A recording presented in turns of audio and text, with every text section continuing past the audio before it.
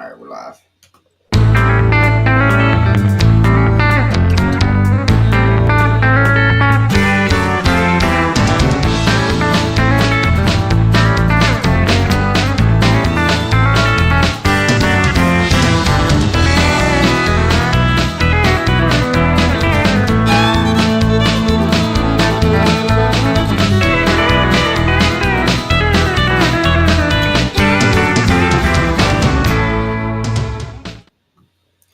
What's up, guys? What is up? Welcome back to another episode of Deck Talk.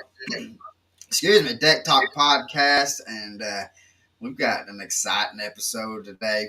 We've got somebody that's on from my old stomping grounds when I was growing up, and he's been a good friend of ours for I'd say the past 3 or 4 years, maybe 5 years. I don't know. Time flies when you're having fun. But guys, if you don't know, I call him Burnett.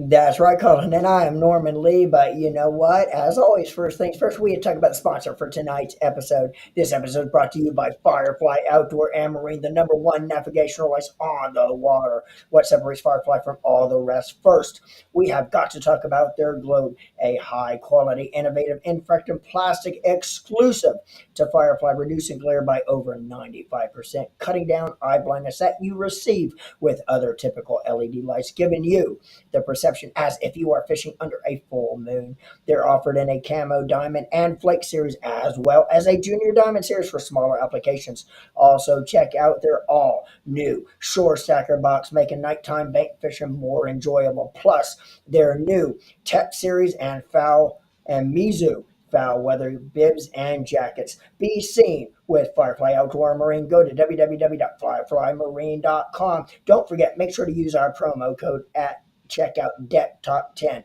Once again, that's fireflymarine.com. Make sure to use our promo code Deck Talk 10. Man, Colin, you are spot on. We just have a true legit hammer on tonight. We are happy to have this man come aboard with us. This is a long time in the making, this show is. But anyway, let's start with introduction because we have a lot to talk about with this man. But anyway, with over 33 years of tournament experience, he won his first Angler of the Year at age 14. He is a multiple tournament winner, capturing several Big Bass Awards, and has 12 championship qualifications under his belt with a highest finish of second. A lure designer and inventor, he started Thunder Rocket Lures, which has become one of the most recognizable bait companies in the East Tennessee area. He is just coming off a 2024 season where he burned up the water on the MPFL Tour, and in 2025, he will be taking his talents to the Bassmasters, where he will be ripping some lips in the opens. Welcome to the show, Mr. Wade Warner. What's up, brother? What's going on? Thanks for having me on. Yes, sir. I think you're right. It has been a long time in the making. Yes, sir. Yeah, it has, and our schedules just hadn't met up because when we were been able to have it, you've had tournaments, you've had deals with the Thunder Rockets and stuff like that with your lure company, and that you had to go do something. And we finally just got it matched up. I think we had this sucker booked I think it was 7 months ago that we were like, hey, this is the time we're going to get it done. So, but we finally was able to get it in, and I'm stoked, man, because I enjoy talking to you about fishing, and I know like when we get on the phone, we'll chit chat for an hour and a half, and then we're like, golly, where's the time gone? but guys, if you don't know, Wade, I want to start off though, Wade, with the Thunder Rockets because you messaged me probably about an hour ago, said, "Hey, let's do a Thunder Rocket giveaway," and so we're going to give away some of your baits, and so how you're going to be able to win these baits, and they are phenomenal baits, and I've used them, Norman's used them, and Wade's used them once or twice, and Just once or so twice. so we have two questions, and so Wade is going to give away the Thunder bait and which is more. It's like a spinner bait, and then the thunder rig, and we're going to get into details on that way. But the thunder rig is like an A rig, guys. It gives a very different profile. Both of them do, and different sounds, different vibrations, and they catch fish. And so, um, but for you to win and get a couple, or to be able to be eligible to win, you have to be the first ones to answer the questions. And the first question is, who is considered the spinnerbait king? And the second one is, what is it, Norman? Who is the inventor of the first, and that's a key word, the first freshwater A rig? Yep. So you need to be the first ones to answer that. We actually, I think we got five of this, the spinner or the thunder baits, and then three of the. Sorry, guys, I got the hiccups like crazy. Five or three of the thunder rigs, and so you need to be the first five on the thunder baits and the first three on the thunder rigs. And so, with that being said, wait, I want to go. Let's talk about the Thunder rig because that was the first one that you came out with, and I'm going to be straight up honest with you. I've told you this before. When the first time that I seen that thing, I was like, "What in the world is this?" I was like, "Somebody," and I didn't know you at the time, and I was like, "Somebody." Um, Somebody has just gone on and just put the Jesus fish on this thing. and I'm like, I don't know how that's going to come through water. I don't know what it's going to do. Is it going to scare the fish away? Is it going to catch fish? And so, good buddies of ours, Ryan Gotsey, he he was the first one that I knew that had it or that threw it. And he was sending me pictures, and I'm like, "What are you using?" He's like, "Man, I'm using this Thunder rig." And I'm like, "You got to be joking me." And he's showing me pictures with it, like still hooked up. And I'm like, "Nah." And then, then I was like, he finally sent me enough pictures, and I went and got them. And I got a couple of them. And I was like, I was still skeptical, but then I started throwing it, and I was smashing some fish, and the bite on that for me, I picked it up right towards like because we like to throwing it towards like right now during the wintertime. And I bought them towards the end of what we would consider throwing an A rig for solid fish. And the the bite on the A, like the traditional A rig, was kind of dying off, but I was able to probably get another good solid maybe 5 to 7 days longer because of it when I was not really catching them on the other. And I was using the same plastics on both of them. The only thing different was how you got the little Jesus fish. And uh, so, but I want to talk. I want to get into like how you got to uh, your thought pattern on it and the process of how you decided to put that on there, and how it came to for fruition to come to where it is now. Sure, sure. So cool backstory and bringing the whole Jesus fish to the water. I think all puns intended here. Uh, I was literally following a gentleman down the road one day, and I saw the fishing pole sticking out of the bed of his truck. And I thought, boy, what a great day it would be to be out on the water fishing. And I noticed on the back tailgate of his truck, there it was, the Jesus fish. And it kind of spoke to me. I thought, gosh, if that doesn't represent the OG fisherman himself, So yeah, I started kind of brainstorming ideas, started thinking of the profile and everything else, and pretty soon I got this like 3D idea in my head of the body of it, and then having like the split tail to make it rotate. I started working with the internal components of it, thinking, how can I make this kind of a repetitive revolver that gives continuous sound? And Right. there had been spinner blades in the past that had been designed that were like hollowed with BBs and stuff in them, but they really didn't alleviate the issue of centrifugal force. So when that blade starts whirling around, it would hold all the BBs to one side until it Exactly. made contact or it was stopped or shook. And with the Thunder Rocket blade, it's got a tumbler system inside. So as it's rotating, it's just constantly kicking the BBs around, making a bunch of noise. I look like Yeah. John Cena over here. That's So, really how it started with that blade. yep. And, it's got the hollow chamber in there. So then I started thinking, where can I put this? And what is going to be the biggest, impact? Where have you not seen quote unquote rattles in the fishing industry? And the first thing that came to mind was in the Thunder rig itself. And so I started off thinking, I got to do a big 5 wire chandelier rig like we all like to throw. And then I thought of all the markets that they can't even throw a 5 wire rig. And I Yep. thought, We live in one. yeah, so 3 wire could be used almost everywhere. So I was like, well, let's start with that. And it's done really well. We put the Thunder Rocket blade right in the center. That way, it doesn't even become necessarily a target for the fish. It draws them in. You've got all of your swim baits on the outside. Of course, around here, we can use 3 hooks. So all of those have hooks in them. Fish come in, Yep. take a look, and they're on it.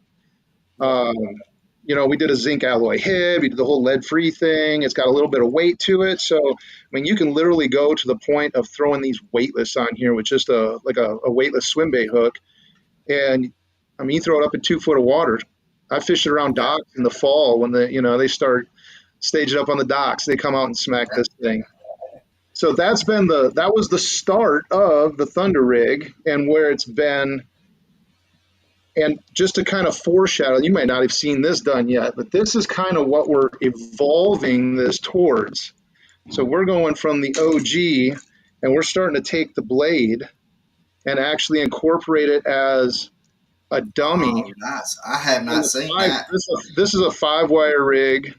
This one, I don't even know what brand this one is, but we're using the actual Thunder Rocket blade as a dummy. And in some cases, we'll actually put 2 of them on there. We'll put both of our top dummy baits as the Thunder Rocket Yeah. blade, and then we'll hang our target bait in the middle and 2 on the bottom. And that way you're getting double the rattle, and you're still getting the 5 wire rig. You get the added blades on there, all that kind of good stuff. So you get kind of thunder and lightning. So you get the Yeah. flash and the Yeah. sound. Yeah. Well, and that's the one thing I was going to ask you with putting that on there like that is how is it tracking through the water is because anybody that's caught any fish on the A rig and stuff like that, I mean, most of the time they're coming up to get it. Right. And so you definitely want the bottom ones to be in that center to have the hooks on it because the likelihood of them hitting that top one, it could Right. happen. But Right. most of the time, like that I catch, it's really on that center, the center one, anyways. But what I like about the 3 wire is, and you don't really think that it's that much difference in weight, but I can chunk that thing for days and not get exhausted. And anybody that's thrown the 5 wire um, is what knows that. I mean, after a while, it gets heavy, and so Right. that the 3 wire, I really did like that because again, in Tennessee, that's all we can use is 3 anyway. So why waste 2 more baits or anything like that to have it on the 5? Yeah, it's going to make the school look bigger. But when you have the little Jesus fish on there, I was surprised to see uh, the difference that it does. And I'm going to do a video. Maybe we can get out if you're. Maybe I can go up there to Nashville, or you can come to Chattanooga, and let's get out on the boat. And I want to film with, and I'm going to put my GoPro in the water because I guarantee you. I mean, you're going to be able to hear. I want to be able to hear what it sounds like as it's tracking through, and the fish have never had that experience of seeing a bait ball that has that, one has that noise, and then two has that it's a different vibration, Yeah, and so they're thinking that's legit yeah. instead of I've Now, seen that five wire all day long. I'm and I not gonna. and I was going to say too, Colin. I'll add one more little bit to the equation. And you're talking about the rattles that it has in it and how the Mhm. rattles work. But not only the rattles, but with that, Jesus fish gives off a lot more vibration or water displacement than the typical Yeah. blade would give as well. So it's not only giving you the rattles, but it gives you, and in a lot of cases, that water displacement creates noise, which also attracts that fish. So the water displacement is just Yep. twice, in some cases, three times the of what you're going to get with that typical blade as well. So So I got we've got almost 900 people on right now. So Norman, let's ask the questions again. Of we're Wade is actually, guys, is giving doing a giveaway with us tonight. We're getting three of the Thunder rigs and five of the Thunder baits, and those things. Yeah. So so the questions you got to. There's two questions, and so the first one is, who is the spinner bait king? And so far we've got quite a few answers, but nobody's gotten it yet. yeah, We've had Kevin Van Dam, Rick yeah. Clunn, but nobody's hit Yep, and the Kevin Van king Dam, yet. yeah, But and Kevin Van Dam and Rick Klein, they're both dynamite with the spinnerbait, but unfortunately, yeah, they're not quite the right answer. But no. So, but then to be, and that's to answer that one correctly, you will get the thunder bait. But then to get the thunder rig, which is what we were talking about, the A rig part. yeah, Norman, you want to go on and yeah, yeah. The trivia question is who invented the first freshwater, and the keyword's freshwater, a rig, yeah, and and if you can, go and ahead. I'll do this. And Norman, you probably won't have a problem with it. If you can tell us who invented the first freshwater A rig, then you'll get the Thunder rig. But if you can tell us what lake he used it on, the first lake he used it on, then we'll throw in some bruiser baits on Yeah. top of that. Yep, and a little bit of So, backstory on it. The first freshwater A rig was invented by a FLW Touring Pro at the time. He invented it the 1 or 2 days after a day of practice, 1 or 2 days prior in his hotel room prior to day one of the event, because of what he's seeing going on with the school and fish and how they're chasing. So it was actually made in a hotel room yeah. prior to an event, and he ended up winning the event on it, and So and we've got, became the A rig. yeah. So Tim Gill says he loves the Thunder Rocket.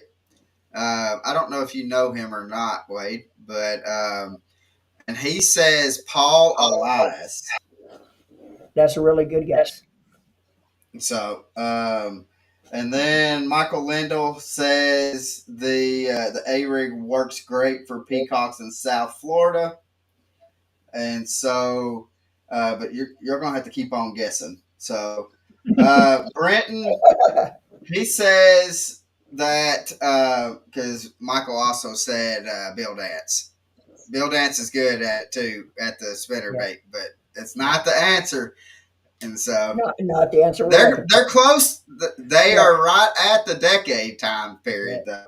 Um, but Brenton and Wade, you may be able to answer this because you fished all over the United States. He says, I wonder if he can use the A or the Thunder rig in Minnesota. I'm not sure exactly what their rules are as far as like hooks go. Um, I think bait wise, I don't know that there's an issue throwing it as long as if they're like a one hook state, they could do the bottom as their target Yeah, bait and then maybe do the tops as dummies. I mean, right. that's a Yeah, possibility. I mean, because there's nothing saying that you can't throw something.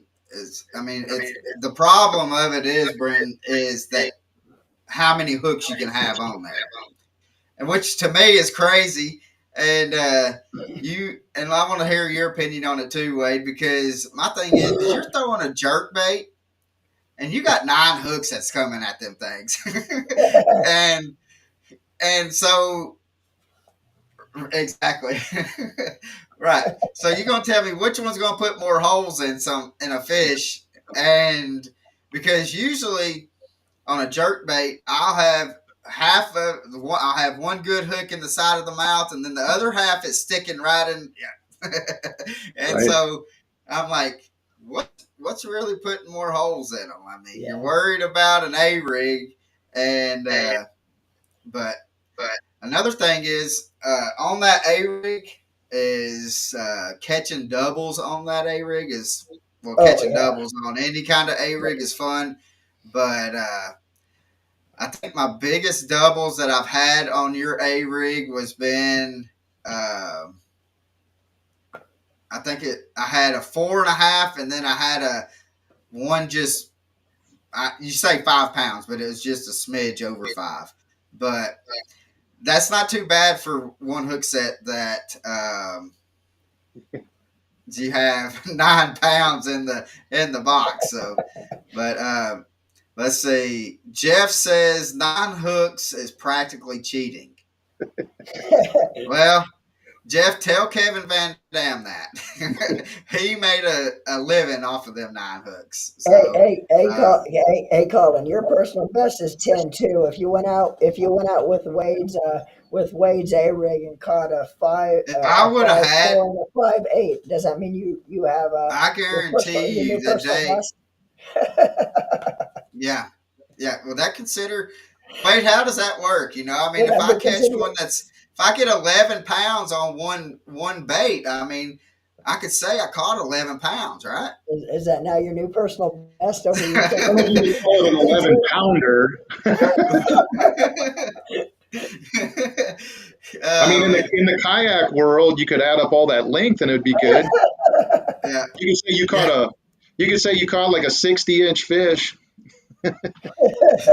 yeah. So just put them nose to tail and just There you go. I caught 60 inches in one cast. I think you're a muskie hey, fisherman. uh, beat that, guys. So let's see. I wonder. Copper Red Baits is Jared Sullivan, which he's here local to us. I don't know if you Hmm. know him or not, Wade, but he's got some killer frogs. Um, Absolutely.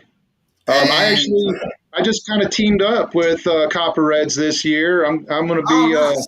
I started kind of playing around. That's why he was talking about this jerk bait right here. That's his Jonah Yep. 117 jerk bait, and this olive color. I was throwing this up at Lake of the Ozarks and popping a lot of fish on it, but I kind of fell in love with these. They're a slow sink jerk bait. I put a little bit bigger hook on them so they'll sink a little faster. And for anybody that plays around with the scope at all, that's a really nice feature to have. But yeah, just kind of throwing a little plug out for him. He's Yeah. going from that jerkbait last year. He's got this brand new snatch and shad And coming out that's what this I was year. about to say. I've seen some, and I got to get some of those in my hands, and because it is definitely that time right now to be throwing those. hey, So Colin, I real don't quick. know if it's Jared or if it is his wife. I'm pretty sure it's probably Jared, but she will comment also. So whichever Sullivan that it is, um, it said he said. So did Andy Poss invent the freshwater A rig? So and then Michael Lindell says Bill Dance and Andy Poss. Um, Hey, Colin, real quick, not to cut you off though. We had one right answer so far that I've seen. Are you writing them down as they're going through so you don't have to scroll back all through all the answers at the end to find answers? uh, no, but I can. Yeah, So and I was gonna say so you see more questions than I see. I see what's on this, but you see them yeah. on all platforms. So I'd be He yeah. said we're watching both. So I told you, Wade, we get squirreled real easy, and Hey, it's all so good. and so um, so I gotta get a clean piece of paper. Yeah, and Well, if you're just trying to go back a little ways because I seen a right answer. It's already popped off my screen now. Yeah. so Um, you were talking hey about this. Norman, Yeah. Go sorry, ahead. Norman, write down who that was so I can make sure that Oh boy. that All you right. see on that end. Yeah. And so, You were go talking ahead, about Wade. Sorry. the Thunder rig being castable and not wear you out, and this was something that I didn't even think of because honestly, I've been in a kayak twice, and not to put anything against kayak guys because that's a whole nother world. I mean, that's awesome. I got a lot of buddies that kayak fish. It's always fun seeing them ride in the passenger seat of my boat and go, "This is the fastest kayak I've ever been in." But the one thing that they pointed out to me, I went down to ICAST a few years ago when we released this, and of course my I booth was remember right that. across from Hobie Kayaks, and Ike and Ellie and all the guys that were over at the booth, they walked over, they were looking at this, and they pointed somehow. They said, "This rig isn't going to pull them through the water." With the big rigs, when they throw them on a kayak and they start reeling it in, it'll pull the kayak to the rig because it resists with so much water. Where this one's a little more streamlined and they don't have to fight it as bad. So, just a little side note on that. Yeah, and I'm like with you. I've never I've not I can't say I've never fished. I had fishing kayaks. I've never thrown an A rig in the fishing kayak, but I can see. I mean, just because like what I was saying, throwing the 5 wire all day long, chunking and winding it, it is exhausting, and I can see to where it will pull a kayak. That I mean, and that I can definitely see how it could would not benefit to have a 5 wire throwing on a uh let's see. Old Jerry is on here. He said, "What do you mean by you get squirreled?" When I say we get squirreled, is We are we'll going down start a on a rabbit hole. subject and then we see something flashy in the corner and then we go to that and then we may We're or may not come back to the we're we're, subject that we're talking about. we're easily distracted, Jerry. Yes. Um, so, but yes. Um, I don't know what I was. So many questions coming up or comments. So I want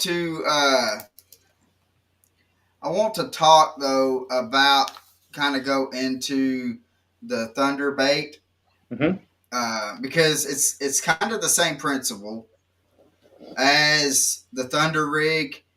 Um, the but it's just in a spinner bait form, and I think that it is it's phenomenal. I mean, it does the exact same thing as kind of like with the A rig, and I mean, it catches a bunch of fish. Especially, I love throwing it around some downfalls, some grass lines, and some docks and stuff like that.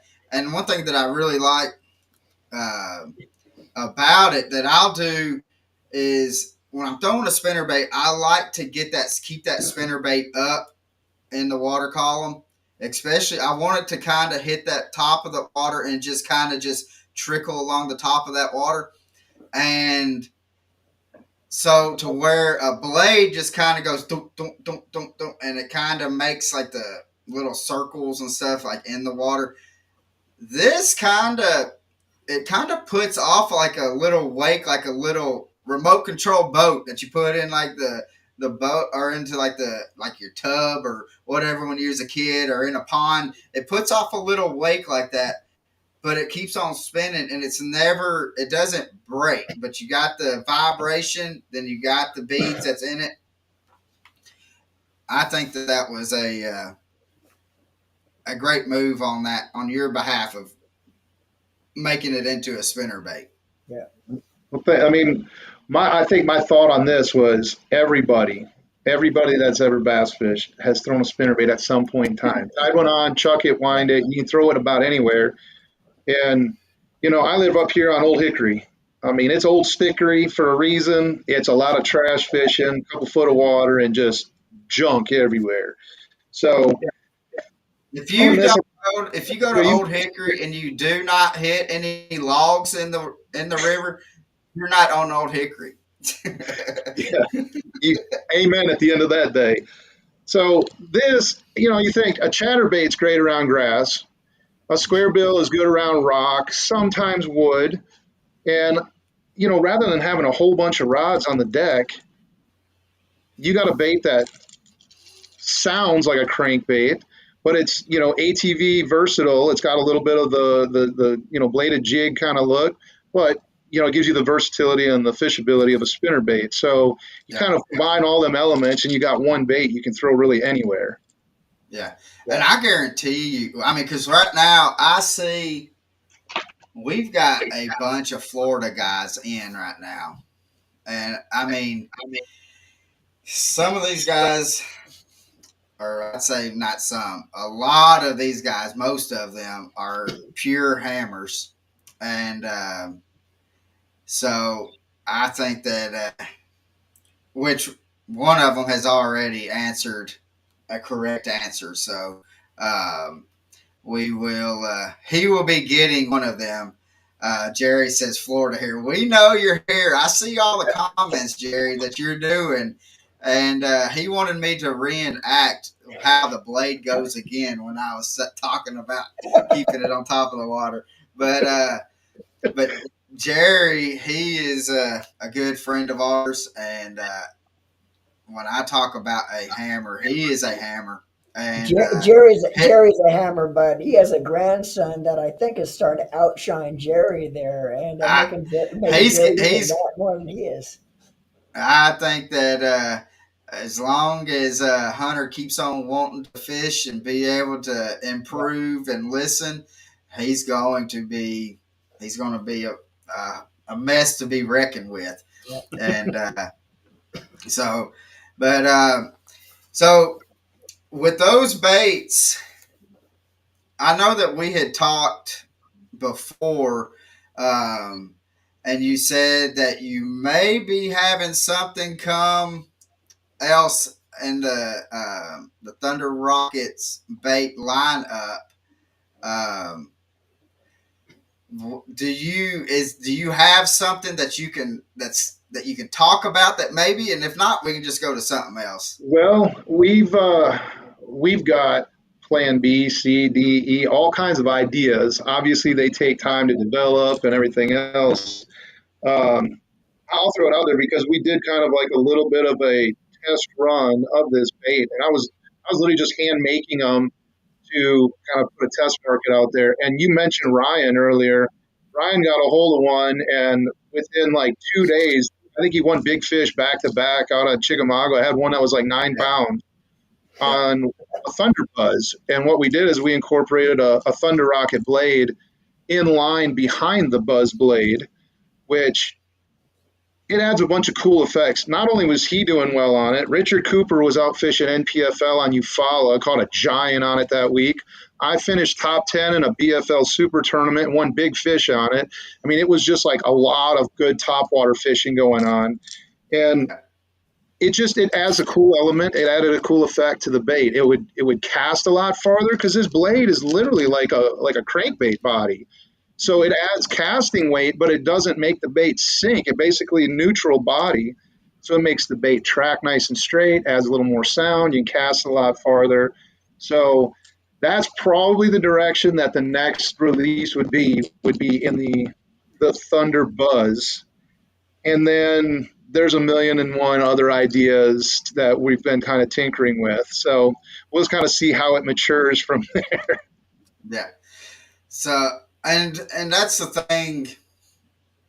There's so many different ways that you can go with that idea of it, and and just to kind of hear your thought process of when we were on the phone chit chatting, and and then like you're so acceptable of even having feedback of even saying, well, what about this? And even though either one may or may not work or work to the plan that would want it to work, um, but just the ideas and stuff that you have had, and just being on the phone and talking to you, and it's just phenomenal to kind of. I enjoy talking to people that have that creative mind, and is putting it to use on. I mean, especially in the fishing world, because I mean, we live, breathe, we can talk for hours and stuff on fishing, and but then to kind of hear what people's thinking and mindset is on trying to I mean, because everybody has a Cinco. I mean, and do you want to have the same kind of bait that 100 million other companies have, or do you want to kind of reinvent the wheel and kind of bring something out that fish have never seen?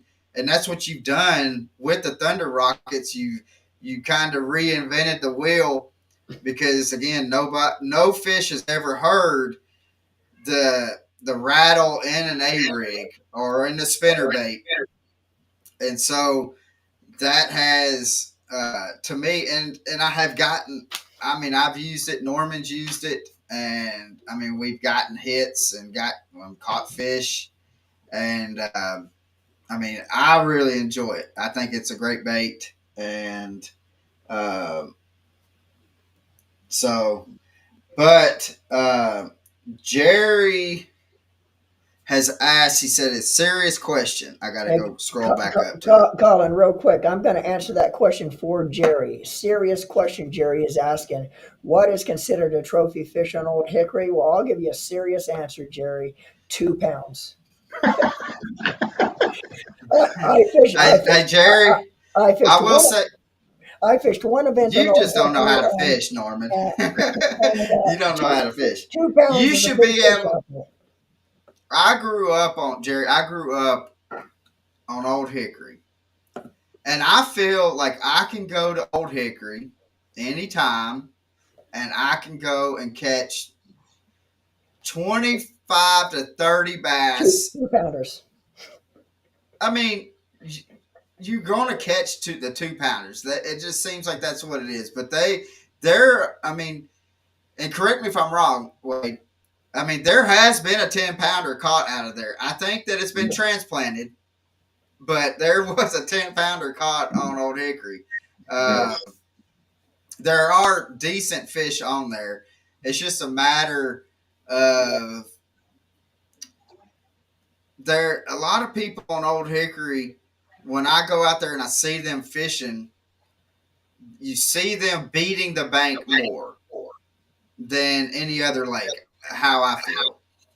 Instead of like when, like on old or on Chickamauga, you have to stand in line and take a ticket to get on the ledges to be able to ledge fish. There's so many people out on the ledge, and I think if they implement that on Old Hickory, they're gonna the quality fish is going to be there. I've done it. The last time I went, um, I mean, I pulled out a couple fives and a six out of Old Hickory just doing some ledge fishing, Jerry. So Norman Norman's just used to that Florida when he fished it, and he just flew right past all the good spots. Is what I will say. That one ten So pounder that one 10 pounder that lives in Florida was probably or lives in Old Hickory is probably transplanted from Florida.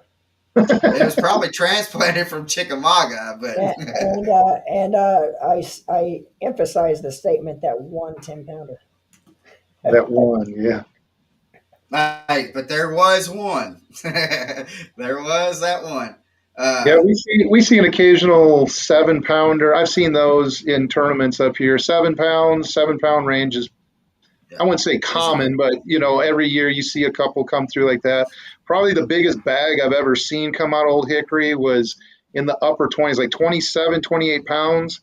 And it was actually Greg Hackney back in like an Everstart event back in the early 2000s. 2010, when the floods came through Nashville, it wiped out a lot of the grass out of Old Hickory and it kind of reset the fishery. And it's starting to get back there. I mean, it's taken a consistent 20-pound bag to win a local event around here. I mean, especially this spring, it's yeah, been just steady 20-pound bag. So it's yeah. coming back. Let's see. All right. Jeff, I don't know where you're from or anything like that, but we're not anywhere close to. We're in Tennessee. Norman is from Florida, and so I know you keep on asking about saltwater.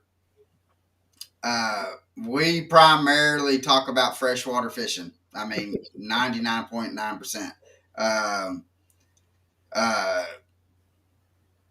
if there's too many people fishing, no, I don't simply leave. I don't mind bumping boats. So I mean, if if that's where you got to go to catch fish, I don't I don't mind it. But and Jeff, there are pictures, and so it did happen. So, but thanks for your comments. But so Wade, I do. I mean, we've had you on here for 41 minutes, and we just talked about Thunder Rockets. I want to talk. You last year you was on the NPFL, and I want to talk to you about the difference because NPFL probably made the biggest change in the fishing industry and tournament series wise. Mhm. Um, what is your thought? And which, because I know you've sat down and you've thought about what's going to be the best path for you to stay with the NPFL or to go to the opens, and you went to the opens, and it's not the fact because you just want to use a forward facing sonar, but it was the best choice for you and your family. So, what was your thought pattern, or what do you think on the NPFL switching to no forward-facing sonar at all? I still maintain that. I think for the NPFL and for their organization, great organization, by the way. I think it was a very bold move, but it was a great move for them for the timing because to try to separate, differentiate themselves from the other major tours, this gives them an opportunity to stand in a spotlight solely their own, not just a copycat league or anything like that. We heard all the bashing and all the haters out there. So giving them like their own identity and really kind of giving hardline baits a shake, like given the old school techniques, like we want to call them, giving that an opportunity. Uh, Mm-hmm. I think it's gonna be a really cool year to watch and see how that matures. I was fully for restrictions and kind of simplifying everything from the electronic standpoint. I think there was like a there wasn't really a stopping point. It was just kept growing and growing and growing, and it was really only privy to a really small inside circle of you know getting ahead of that power curve. So I think Yeah. it's industry wide is great. I think the NPFL is a great organization. I really enjoyed it. I'd love to get back to that one of these years. Um, for me, some of it was financial. Um, I'm just being honest. It made more sense to go the direction of the opens into this season. At the end of the day, not indifferent whether you like them or not. That's all of everything we have in the bass fishing world, in the tournament bass fishing world, started with a dream of Ray Scott and Yeah. Bassmaster. So everything that's come since then is riding the shirt tails of what he created. So no, you can't take that away. Even if you come up with a new organization, this wouldn't just be a dream that came out of nowhere. This is all stems from that. So I actually chatted with Norman a little bit about this before we got on the podcast earlier, and I was saying how when I was in high school, I started fishing back before there was middle school, high school, college anglers, anything like that. The only I was given an opportunity to start fishing at 13 years old by getting my boater safety certificate and fishing a draw tournament league similar to the BFLs. And that was a circuit that when I was 14, I ended up winning Angler of the Year in that. But that's where my start came from. And, it all goes back to the dream. I'm watching Kevin Van Dam as a youngster coming out of Michigan, starting to make his move into the industry. And I'm thinking, man, I got a shot. I could do this too. This would be cool. And my nickname all the way through middle school, high school was Bassmaster. I pulled up one of my yearbooks and I opened it up the other day and it says right in there, like people literally, they didn't write Wade, hope you have a great life. They said Bassmaster, go catch them all. Hope you meet a pretty girl someday, all that kind of typical yearbook stuff. But they refer to me as Bassmaster. So it just seemed like a calling, a sign to me like, hey, pay homage to where, your roots came from. Give it a shot. See what you can do. I know I'm going to be the long shot dark horse out here going against the youngsters. But hey, everybody has a dream. Go out there, go after it. You got one shot. Let's go for it. Yeah. Yeah. So, and the NPFL, I really like what I think that they are a great organization. I like the fact that on like the off days and stuff like that, that they kind of do like a community outreach type deal. Um, and I think, I mean, is it? Do you see any others doing it? No, I think that it's a good way to get to where they're able to reach out and be able to reach more people that way and get them interested in at least coming and seeing the weigh in and doing all that and getting their first look at what the NPFL is. And I think that it was I think that it was a very daring thing that they done with taking away the forward facing sonar because I didn't know. I was like, when I first seen it, I was like, they just threw that whole tournament series away because um, I was like, that's where the fishing industry is on the forward facing sonar. And then you had that happen, and then you had the Bass Pro Tour and MLF come out with what they're doing, and then I mean, as soon as I mean, it kind of just fell like in suit, just bang, bang, bang with the three big companies. Our tournament series is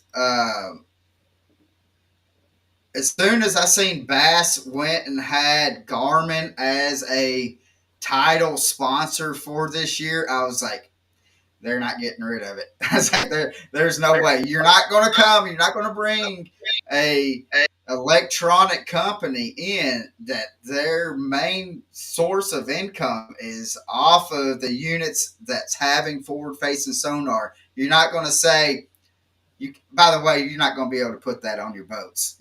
But and so it comes down to money, and that's what I was thinking was because it's a business. They're there to make money, and I thought that it at first I thought that it was a kind of themselves shooting themselves in the foot because I'm like, well, that just took away Garmin, Lowrance, and Humminbird, and to be a potential sponsor for them, and but to kind of see how people still stuck with it and like let's go fish old time ways.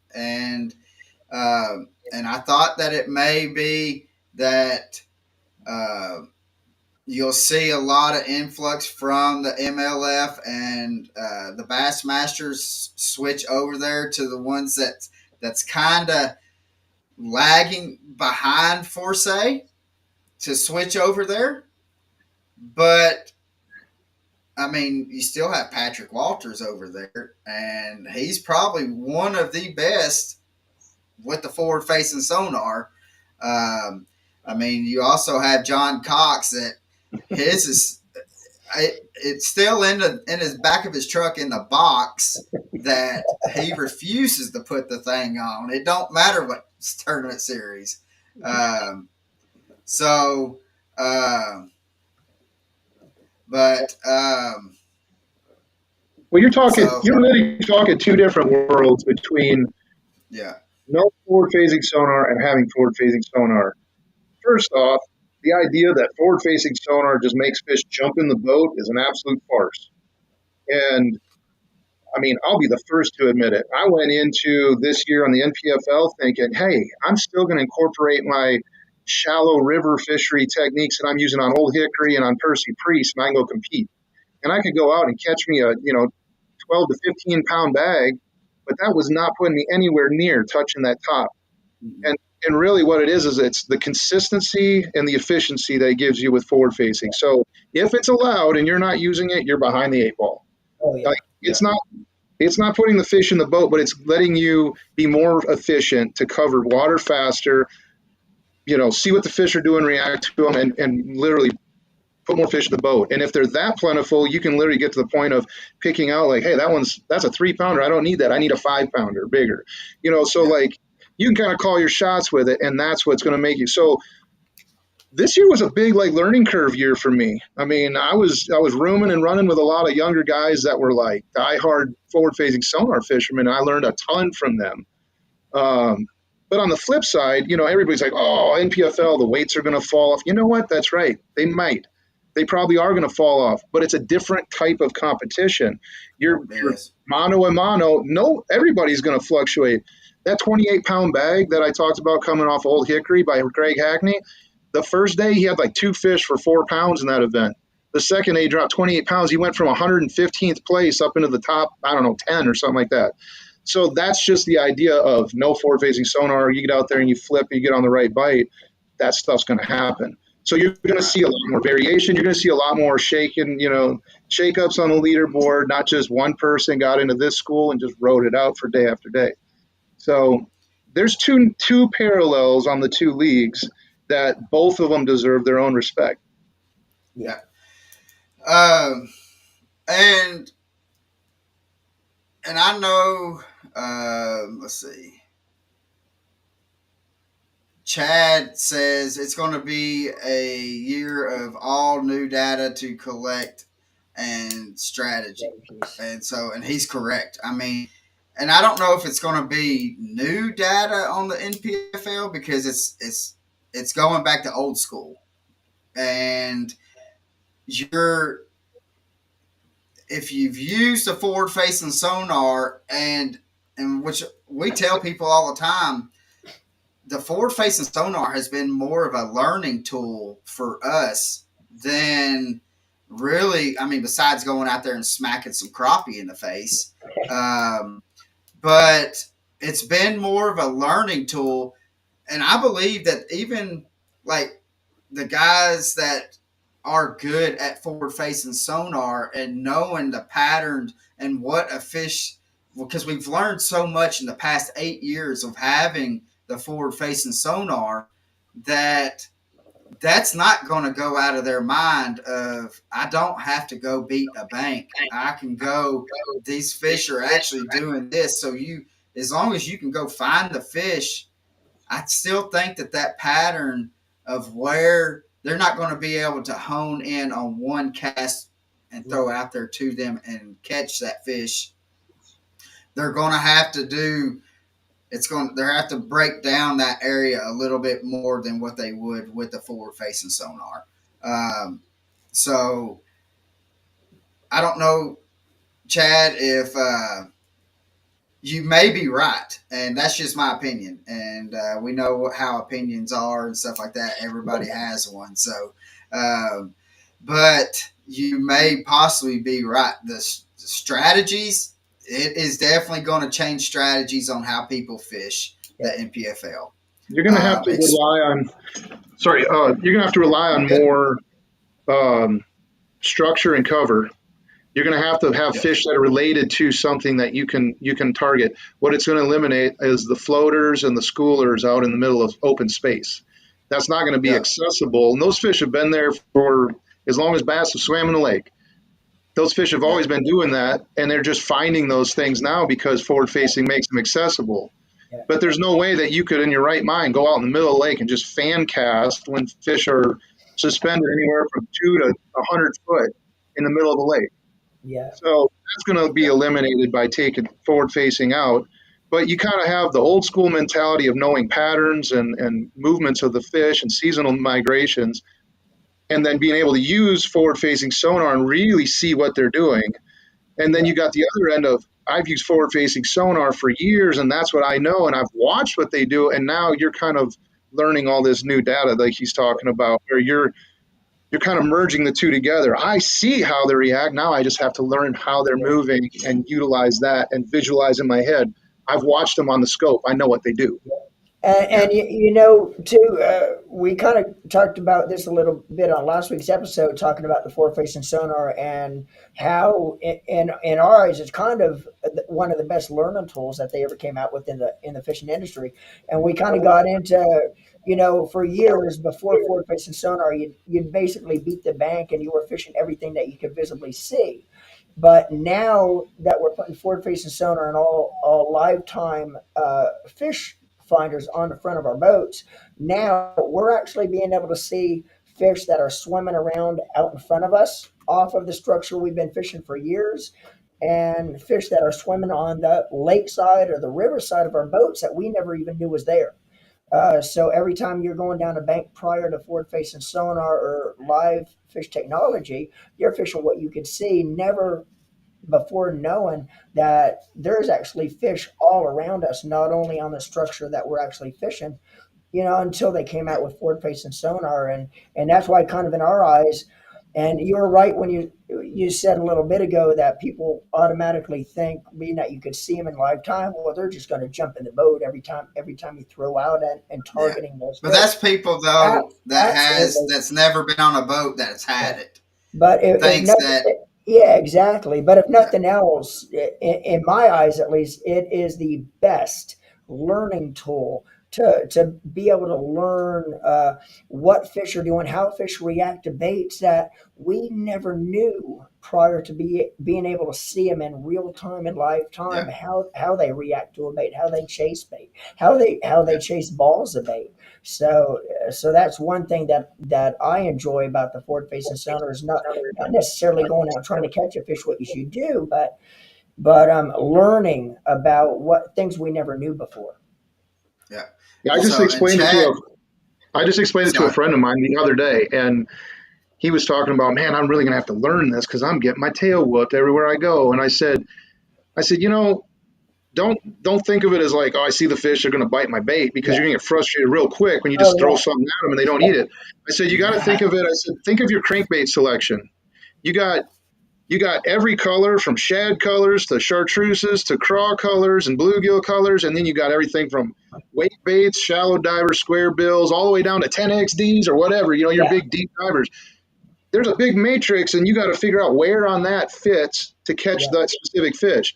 Yeah, Yeah. Well, for example, the jig and minnow is notorious for being the scoping bait. Well, if you got to take that one bait, you got everything from little tiny crappie size baits all the way up to big megalodon looking things. You got everything from an eighth ounce all the way up to an ounce of weight. You got to figure yeah, out what color, what weight, what size, how Yeah. to get to that fish, how to get them to react. And you got one shot per fish, basically. Yeah. If you get a yeah, second shot on a fish on forward facing sonar, that's just dumb luck. You missed it the first time. That's what happened. yeah. Yeah. Well, and the Well, thing is um, like I why I say that it's a learning tool. Like you see patterns of what the fish you can see, you can track a fish, and And you can see like when they get to a certain area is when they eat. And so you know that, and all they're doing is kind of just circling around. And so, but when they get back to that one area, they're ready to eat. And so, usually, and the rest of that circle, it's not even worth you even trying to throw at. But another thing is like throwing a bait and you see the fish come up to it or come over and they're tracking it and you're like, I'm about to get nailed right here. And I mean, and then you get it and they don't ever bump it, don't do anything, they just follow. Then all right, you see that a couple times, and you're like, all right, maybe if I need to change something, change the color, change baits, and then you can actually kind of see what is actually attracting them and you're able to adjust on the fly a whole lot faster and learn because you're able to see, well, they're committing. Well, I'm throwing a jerk bait right now, and yeah, they're coming up, but they're not coming up fully up to it. Well, then let's go throw a little whatever. I'm changing it to a swim bait. Let's see what they do. And well, then maybe they may come all the way up to it and then just never commit to it. Well, let's change the color. We've got them to come up because it's attracting them. And so it's been more of a learning tool for me than going out there and be like, I'm catching that one fish because it's not guaranteed. And so that's why they call it fishing, not catching. I catch it. And so, but Chad said some of these guys we have never seen how they are without forward facing sonar. That is legit. We don't know. These rookies that, I mean, they've grown up. I mean, they've been fortunate enough to grow up in the time period to where they have all these electronics in their hands and they are phenomenal. You cannot, if you're going to try to go pound for pound forward facing sonar them, you better go out there and you spend thousands of hours out there looking at a screen to be able to compete with these guys. And you know what I'm talking about, Wade, don't you? Oh, absolutely. And but just because they're good at the forward facing sonar, they're going to surprise people that they're going to be able to still catch fish. Oh, absolutely. And I mean, you we've had multiple big name legends in the bass fishing industry tell us the exact same thing. You do not get to where you're at just with one simple thing. And you have to be versatile. And these guys, all of them, when they get to the NPFL, they get to the MLF and the Bassmasters, you have to be versatile. And so I think it's going to surprise people. Uh, they may come out the gate stumbling because they're having to get used to doing that. But I think they're still hammers. So I think, Chad, though, that you are completely correct on that. Uh, we got old Ethan Jet says, "What's up, y'all?" Hey, What's up? Ethan, what's And up? so you may know old Ethan. Absolutely. So uh, let's see. Wade will put his social secret shaky head worm on to get that bite. So whatever that may be. So I do want to give you a chance. So we've had you on for an hour, and um, one of my favorite things is being able to have the person on talk about the people that has helped them to be able to do what they're doing, especially because to be a tournament fisherman in any kind of professional realm, it costs a lot of money. And so you have to have sponsors. And if you don't, it's going to be a tough road to hoe. And so I want to give this opportunity for you to talk about your sponsors. And you've got some pretty cool ones. So I'm ready to hear Sure, this. sure. Well, so for the last couple of years, I'm going to give kind of a previous shout out right here because Mr. Joe Boyer of Straight Up Mounts, and a lot of y'all have got them on your boats. They're supporting your graphs. Straight Up Mounts, excellent company, excellent graph mounts. I'm still running them on my boats.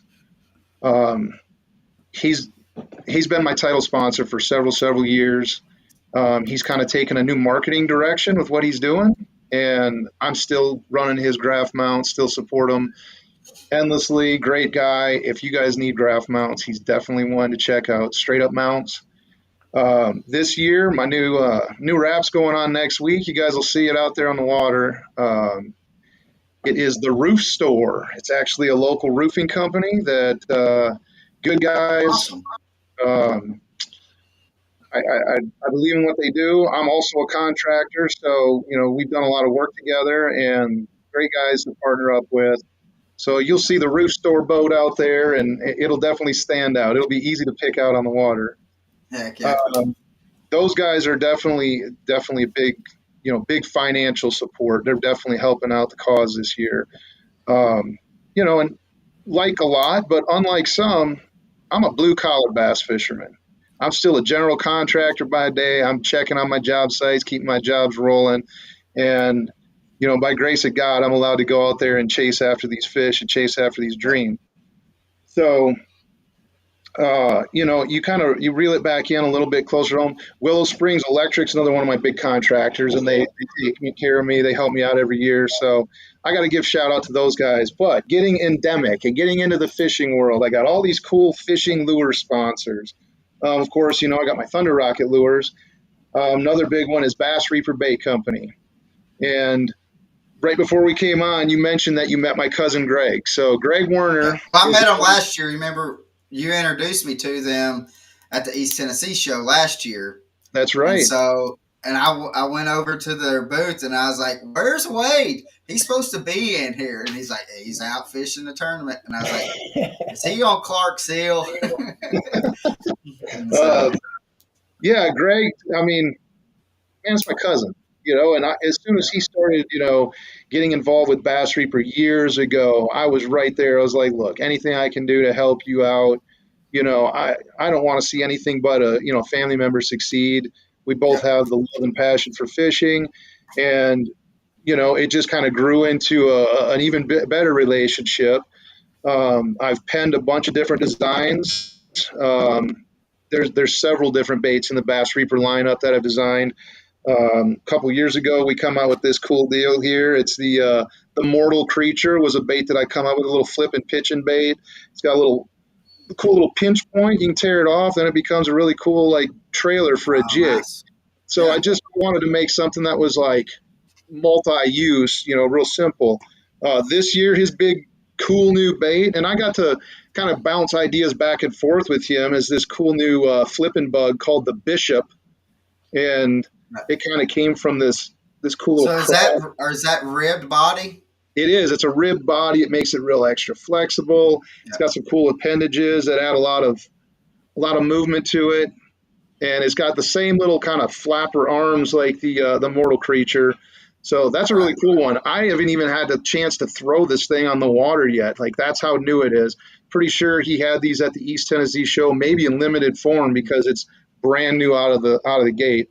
Right. Um, always awesome, always innovative. I'm always Yeah. trying to sketch out new ideas and pitch them at him. I'm like, we got to come up with a minnow bait one of these days. But Come on. come on, get on the program. But there's no sense in, like you said earlier, like the copycat league. Like, be innovative, come up with something new. Yeah, Right. Of yeah, course, Jared's been on here, and yeah, you're right. I see Jared just said going to be awesome for yeah, punching. That is going to be an yeah, awesome punching bait. Both those are. Copper Reds baits. Everybody knows they're frogs. The frogs are great. I've yeah. been throwing them the last several years. Last year, the Jonah jerk bait come out. I love these things. They're kind of more of a junior size, maybe a 95 kind of series jerk bait, but they just Yeah. make a cool presentation because rather than being a suspender or a floater, they're a slow sink. So you can throw it out there and just let it slowly slide into the zone and then pop it and get it in front Yeah. of them fish. It's So for the forward facing sonar guys, this is a sleeper of a bait. I really shouldn't tell everybody that. Well, the thing is on that, um, especially for me, I like to have that slow sinking jerk bait in colder weather, um, because it's almost like a lethargic bait, and you don't have to do when, especially when the water temps as cold as what it is right now. I think I went out the other day and it was, I think 40, 41 degrees on Chick, and but that slow sink though is just kind of like a lethargic bait. And I tell people, I was like, wintertime jerk bait is the most brutal bait that you could throw because you can eat a sandwich in between the casts. Right. I mean, because most of the time when that water's cold, they won't, it has to sit in front of their face for the longest time. Right. And the only thing different for me on that, it would be, I love throwing a crankbait, but I love burning a crankbait in the wintertime, and I smash some fish burning some crankbaits, and and which I've talked about it many times on here of how I retrieve it. I've actually got videos and stuff on my YouTube channel, but that slow on a jerk bait, that is so critical, especially if it floats, just like that slow drop and it's level. Yes. I hate seeing one to where the nose is like this and it's like it's diving, Right. because that's not natural. And so we actually need to get Jared on here. Jared, holler at me, and we'll make sure we get that to happen.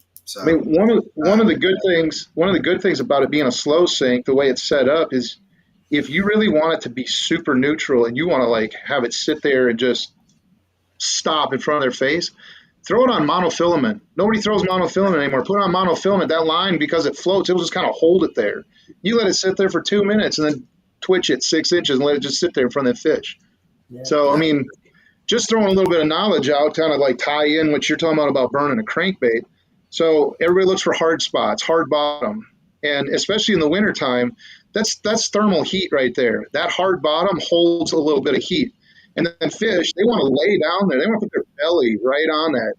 You know, I could squirrel out on this one too a bunch. It's old hickory. You're talking about fish old hickory. It's all muck and silt and everything else. Them fish get right up to 6 inches of water, mud on their belly, sun on their back. Because in the summertime they want to stay cool, so they get in that cool mud. Wintertime they want to get sitting on that hard bottom because it's warm. They don't want to lay in muck because they got to try to breathe that through their gills and everything else. So they yeah, sit on that hard bottom, and then you rip that crankbait through there. You're causing them to have to react. They either got to get out of the way or eat. yeah. So that's Well, see, exactly because what you're doing. and I'll kind of go into a little detail because I don't want to. It's This isn't about me and crankbaits, but I mean, uh, when I'm or throwing a crankbait during the wintertime, like I am burning, as in like 1, 2, 3, 4, pause, and I pause for 2, 3 seconds. 1, 2, 3, 4, pause, pause, and because what's happening is because these fish do they're not burning that, the metabolism is not burning the food that they've already eaten. And so, but a bass's instinct is to hit anything that's in front. They want to get it out of their way. So the only way they can do it is eat it.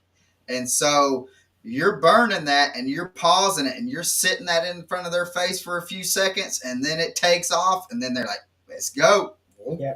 And I have caught on Chick. I mean, I've caught some of the biggest fish that I have caught. Yep.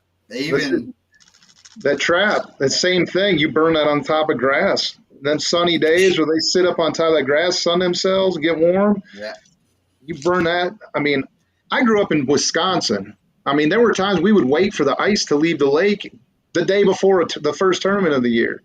And you get out there and everybody be all bundled up in their snowmobile suits, fishing super slow. And we'd be out there in t-shirts, ripping these as fast as we could across top of grass. to get those bites. I mean, that right there, that snatch and shad that Copper Reds is coming out with. I mean, it's ready to drop here in the next couple of weeks. It's Yeah. an Yeah, awesome yeah. bait. I Some that's seen. cool. Yeah, Look at the profile of this thing, how thin it is. It almost has like a blade bait profile. It's such a tight wobble to it, and it wraps. now does the BBs that's in it, is it does it stay um does it stay like towards the front of the bait? Because like some of them, they'll go to the back of them, and it kind of, especially after catching a few, I've had them to where I've had the BBs get stuck, not that they're making any noise, but it just makes them run a little cockeyed. You know what I mean? Right, It doesn't look as true. right. So does it have? And Jared, you may be able to answer this too. Um, but does it keep the BBs up front?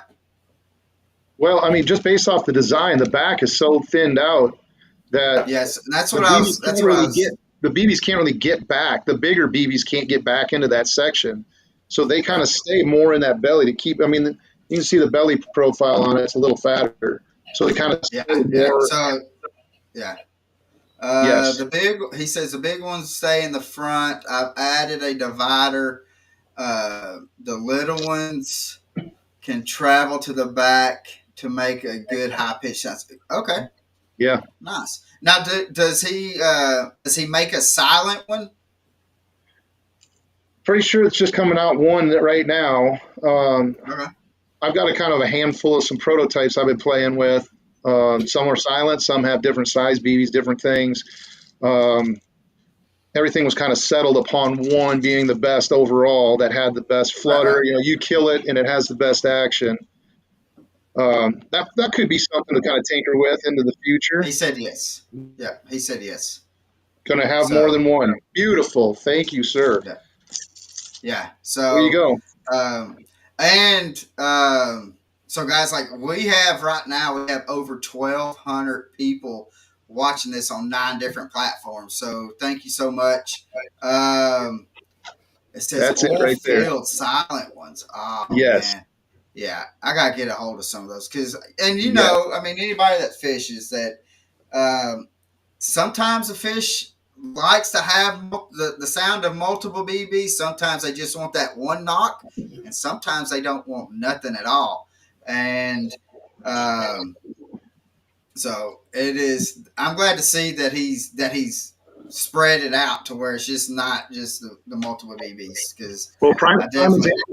prime example of a silent bait was the first NPFL event last spring. We were all throwing little red crankbaits down there on Logan Martin, and Mr. Will Harkins won that event throwing a silent square bill. So Yeah. really because of the pressure, I mean, Logan Martin is not that big of a lake, and there was a lot of, I mean, we got 130 boats out there going round robin on them docks and them shallow banks, and something a little bit different, a little more subtle, didn't, took the pressure off the Yeah. fish enough. He got the bigger bite. So Exactly. there's always a little trick in there. Yeah. Yeah. And And one more thing, talking about different 10 bait. colors. Oh, heck 10 yeah. colors. Yes, you're right. 10 colors. Everything from shad, craws. Yeah. I've seen the whole spectrum already. I mean, I'm super excited. yeah. The chromes. Oh man, I'm ready to go. Yeah, that's awesome, man. Yeah. Not to interrupt, but Colin, real quick. Um, let's go ahead and ask the two trivia questions one more time, and we'll Yeah. hold off on revealing the winners Yeah. Because until after we ask the last question. Right we've before we already go off got the live. A rig. The A rig is already done, All, but we can all, still ask to all, have it. all, all right. Um, So we already got or three the winners on Thunder it. rig. We already got three winners So on the Thunder Rig. yeah, and we still need, I think, two more on. Yeah, two more on the Thunder bait, the All spinner right. bait. All right. So So anyway, we need two more answers. Who is known in professional bass fishing as the king of the spinnerbait? So we need yeah. two more correct answers, and like I say, we'll give it a little bit more time after we ask Wade the last question of the evening. Then we'll go back to it and announce the winners. And I will say this: um, You do have some baits going down to Florida, so Excellent, um, excellent.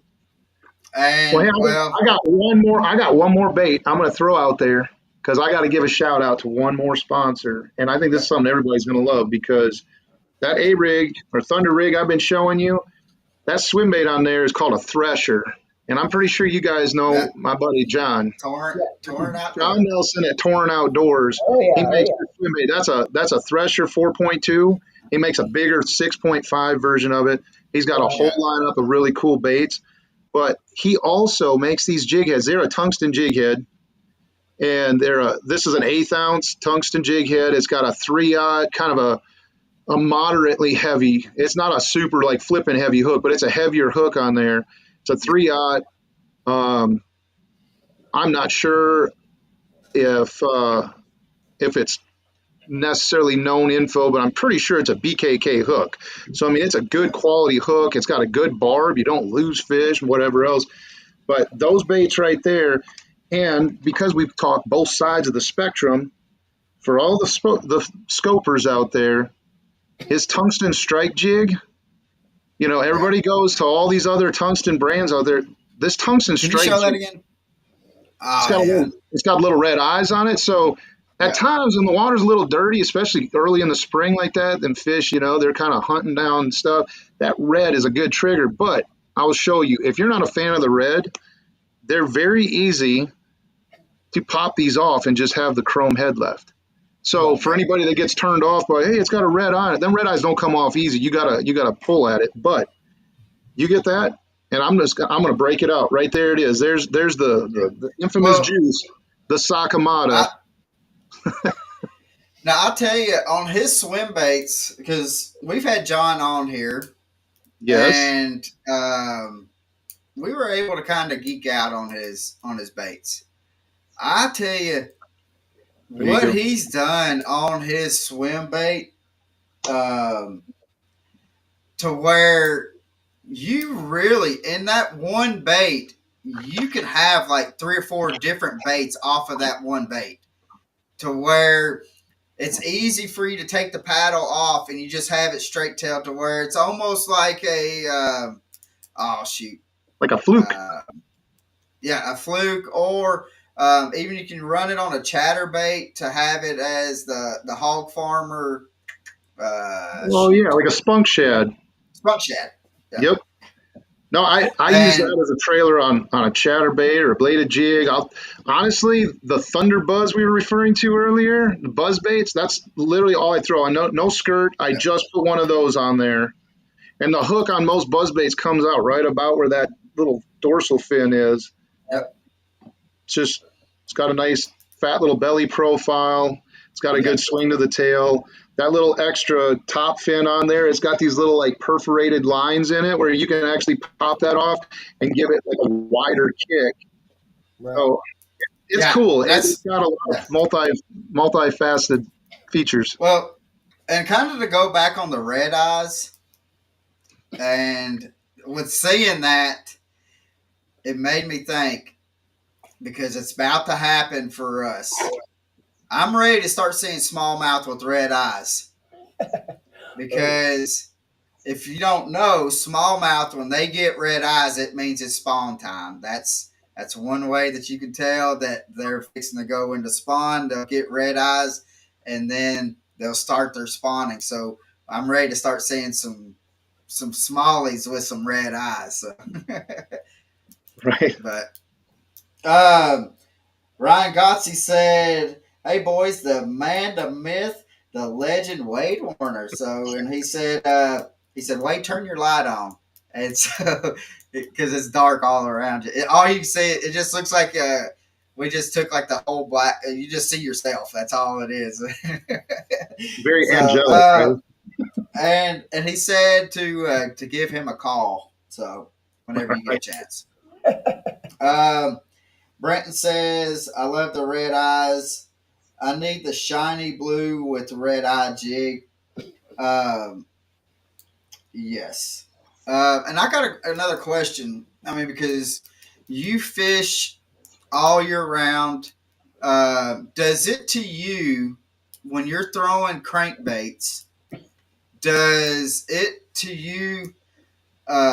Does it matter if during the winter time, because summertime you kind of want to have that little flash and have the shine on the crankbaits? Hmm. Um, but in the wintertime, do you like having a shiny crankbait or do you kind of prefer like a dull finish on it? I know that Or have you I even know thought that, about that? yeah, I know in the fall of the year, that's really a big thing, like the duller, like spinner blades and the duller trap, taking the chrome and rubbing it down on a trap or whatever to Right. get those mutant finishes. In the winter, the biggest thing for me is the fish have got to see it. If you catch Yeah. them fish out of that ice cold water, 9 times out of 10, they're all milky white looking. Their eyes are kind of glassed over. I really feel like they're having a hard time seeing. I don't necessarily think Yeah. that a bait necessarily means that it's a craw. I think it's the most easily visible bait, and they're hungry. So if Right. it moves like a bait and looks similar to bait, they're going to eat it. Yeah. Right. Well, see, because and I like asking people that because my opinion, like I've been in Chattanooga for 25 years. Been on Chick the whole time since the whole, and I fished my whole life. Um, but I've realized like the bait during the winter time has it does not have that shine to them. They are kind of a duller looking color, and that's the reason why I ask. Um, and which probably like down in Florida to where they don't really get affected as much as like what we do, or even up north to where they may not even see that the bait changes colors from where it's kind of a shiny during the summertime during when it's and I think it's more or less around it starts happening around like 50 to 55 degrees is when I usually will start seeing that they kind of start going to a dull look. And I don't know. I mean, it may just be me that I'm kind of looking for something, trying to, everybody's trying to get an edge on something, Right. and so during the winter, I will take something, and I will scuff up my crankbaits or something like that to try to, or even the blades on my spinner baits, just to kind of make that dull finish on it because of what I've seen. Right. Yeah, So I'm typically not throwing flash per se in the right, wintertime. right, I mean, nine yeah, times out of 10, from a crankbait standpoint, if it's down below 50 degrees, I'm probably throwing red anyways, or some variation of correct, that. I'll be throwing red or a craw color.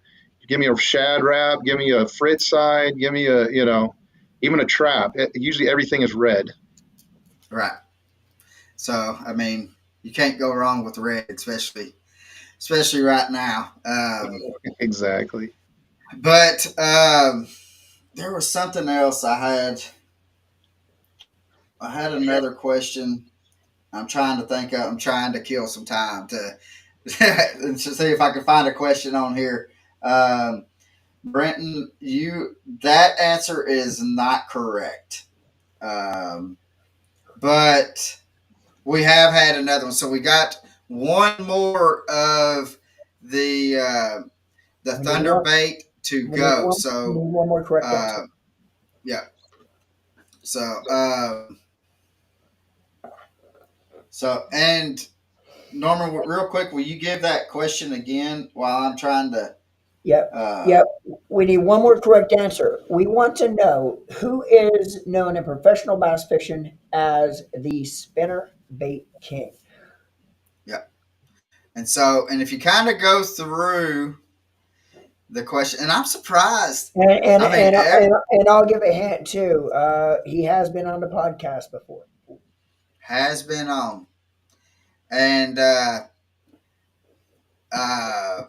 no, Pappy, it is not KVD. So, Good um, answer, but yeah, and not it KV. is. And I'll do this. Let's kind of make this kind of go quick. He is a Sooner fan. If Yeah, that if that that's a good one right there. that should kind of give He's a people an he, idea. If you know, he's a Sooner fan and he has a pet deer. has many, Many pet many. peeves. So, I mean, because if Wade's going to give this stuff out for a giveaway, we're going to give every single one of them out. So, but and I'll tell you this, guys, you will. If you don't, if you're not one of the guys that's getting it, you do need to go check him out, um, and get you a couple of them. I know that around here and even in Nashville area that they're in the bait shops and stuff. Um, I don't know where how far out, like where is it just in the Tennessee area that you have them in the bait shops, Wade? And, There, and could people go online if they're not in the areas where the bait shops are? Could people go online, or how could people look you up to get the baits? And also, let everybody know too what your social media platforms are, so people could go follow the bait company and follow you as well. absolutely. Yeah. Primarily, I use Facebook. I get a little bit of Instagram. We're working on being more proactive with our YouTube and getting more stuff put on there, but primarily Facebook as far as social media platform. And then my website, wadewernerfishing.com. All my sponsors are on there. All these products from Thunder Rocket, Bass Reaper, Torn Outdoors, Copper Reds, all of them. There's links right on there. If there's any kind of like discount code associated with my name to them, it's listed right on there. You can click on the link, go right to them, and everything is tied together. So, Vexen fishing rods, I mean, that's another one. Check them out. All these products are on my site. It's easy to find. You can learn all about me, see my schedule. I mean, if you want to look at a bunch of pictures of me catching fish, whatever. It's all good. Like, even these Smith Optic eyewear, I mean, all that stuff is listed on there. You can find all in one place, Yeah. wadewernerfishing.com.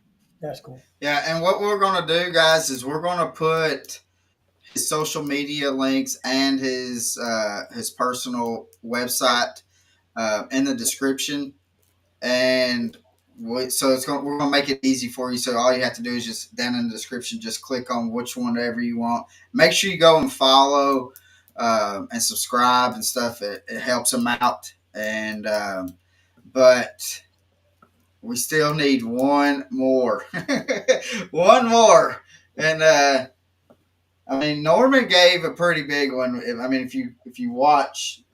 Um, In if you 2000, watch here you go. Just basically go back on our episodes real quick. You could Google it, but he was our first guest, 2024, our Never first mind. guest in January. We got it. We got it. We got it. We got it. About Nailed time. it.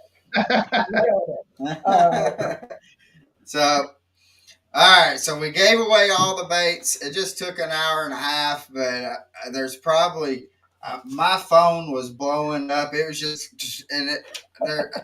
If KVD would have been the first one or Rick Clun, we would have had it done within like the first five. yeah. But it And so don't get us wrong. Kevin and Rick Clun are probably uh, one, are the OGs as well.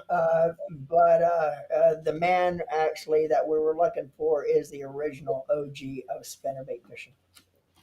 yeah. So um man, Wade, we need to get out on the boat.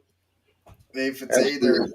Chick, Old Hickory, I don't care where it's at, Gunnersville. We'll we'll make a trip. It don't matter.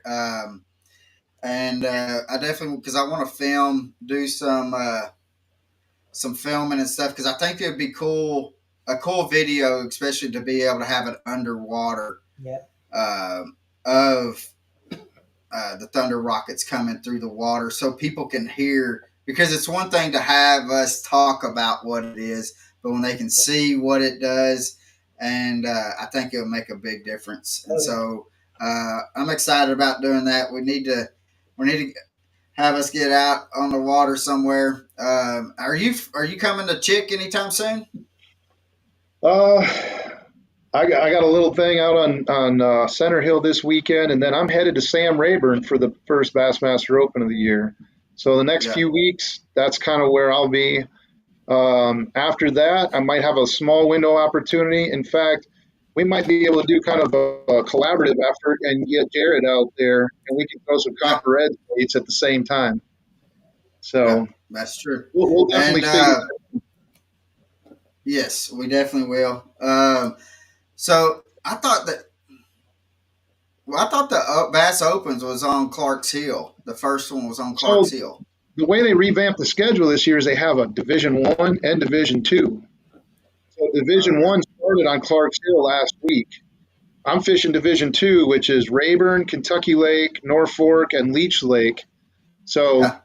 Rayburn in 2 weeks, and then we got like a 2 week break. Then we're on Kentucky, and then a couple weeks break at the Classic, and then we go out to Norfolk. So I'm gonna be fishing a bunch of opens real fast. A lot of Yeah. running around, and then we got a long break. We don't go to Leech Lake till August. Wow. So Goodness gracious. So, well, I want to say thank you to everybody that has stuck around for an hour and a half. I mean, we're at 1,300, over 1,300 people on here. It's just crazy to how people are just as crazy as we are, Wade, and want to just hear just people talk about fishing and go down rabbit holes. And it has been fun, and we deeply appreciate that you've come on and talk. Um, I know there's other things that we had talked about that we wanted to talk on the phone and stuff that we wanted to hit during this podcast.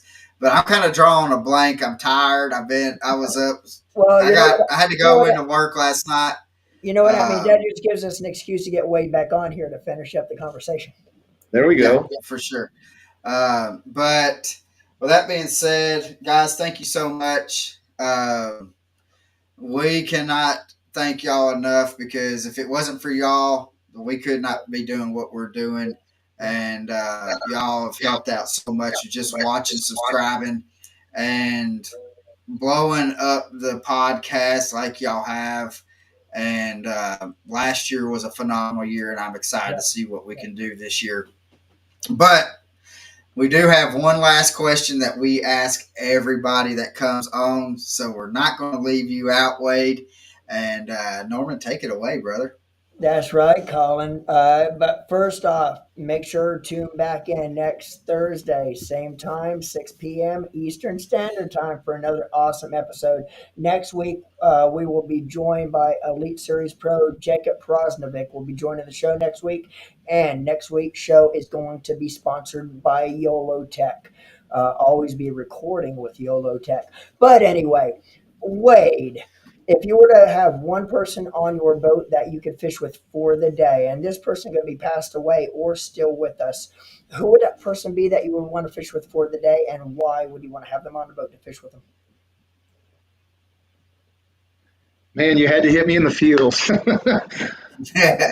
I I would easily give that to my dad Yeah, because the reason why I do what I do is because he got me into this many years right. ago. That is true. And unfortunately, he passed away about 8 years ago. And so I'm still carrying the torch. And I'm actually Wade the second. So there's been a Wade Warner that paved this way long before I started hitting the tournament trail. Right. So definitely my inspiration, definitely the guy that if I had Uh, the one opportunity, that would be it. Yeah, that's awesome. and that is awesome. I mean, and that question can lead to so many different answers. There's no wrong answers, and I mean because from person to person, it that question hits different. Some people want to try to go with a pro angler, but I guarantee you, Wade, 90 to 95% of everybody says somebody that's in their family, Yeah, and we like to. Sometimes we will tell the whoever we have about it. And what's up, John?